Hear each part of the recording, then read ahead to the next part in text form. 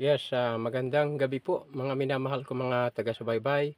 Ito yung binili naming malunggay kanina, malunggay kalabasa sa palengke.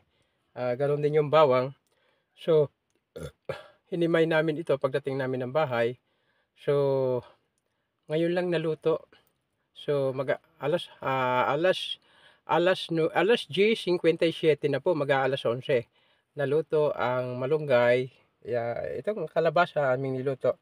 At ito't inihain na nga dito sa hapag namin sa aming lamisa na siya rin papag, siya rin tulugan, lahat siya rin upuan. So, marami din ginagampanan ang lamisang ito. Tulugan, lamisa, upuan. O, ayan. So,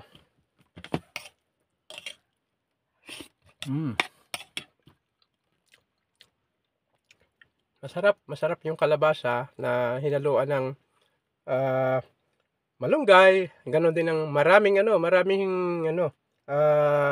bawang, kaunting asin. O, napakasarap na.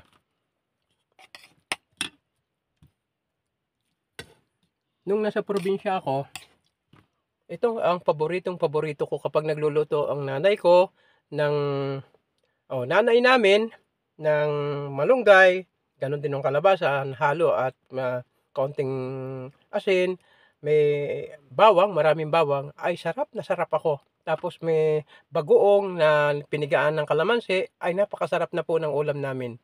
Oh, kain po tayo mga minamahal ko mga taga-subaybay.